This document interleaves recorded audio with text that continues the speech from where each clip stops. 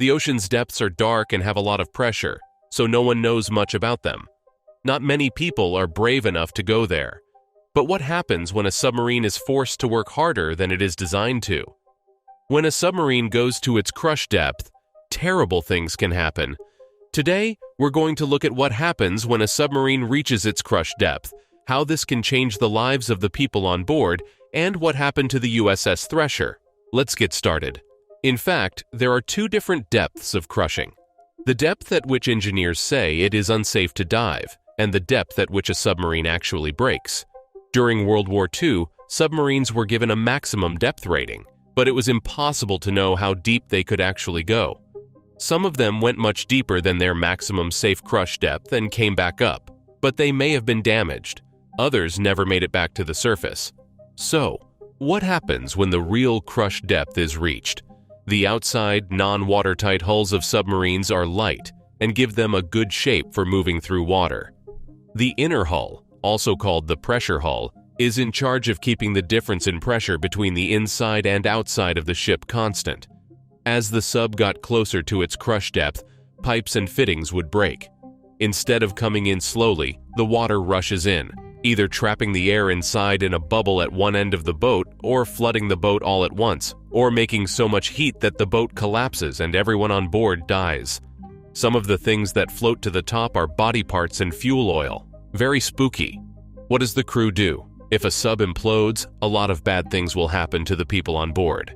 If a pressure hull collapses at a depth of 2,000 feet, when the air pressure is around 60 atmospheres, the internal pressure will quickly rise from 14.7 to almost 875 psi. In the parts of the submarine where a lot of air is trapped, it would feel like being inside the cylinder of a diesel engine just as the compression stroke starts. Everything that could catch fire would burn until a huge wall of water crashed down and stopped the fire. If anyone was still alive, they would be severely hurt by the water and wouldn't have time to die from oxygen poisoning or anything else. Most of the fluid in a person's tissues makes them hard to squeeze.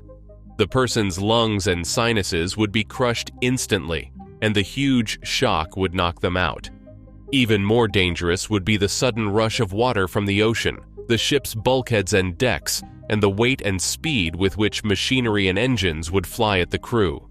In short, the crew would die more than once in the blink of an eye. The story of a submarine in the U.S. Navy that went too deep. On April 10, 1963, at 9:18 a.m., the nuclear submarine Thresher sank in 8,400 feet of water southeast of Cape Cod, Massachusetts. All 129 men on board were killed. Sonar operators on the U.S. Navy submarine rescue ship Skylark heard a sound that sounded like air rushing into an air tank. 5 minutes before the implosion, Thresher radioed that it was having some small problems. This was followed by a series of jumbled, incoherent transmissions, and then silence. After a short time, the Thresher began to fall apart. The U.S. Navy has decided that the most likely cause of the accident was the failure of a pipe joint in the seawater system in the engine room. This caused seawater to spray onto electronics, which caused them to short out and shut down the reactor automatically. When the accident happened, Thresher was about 1,300 feet deep.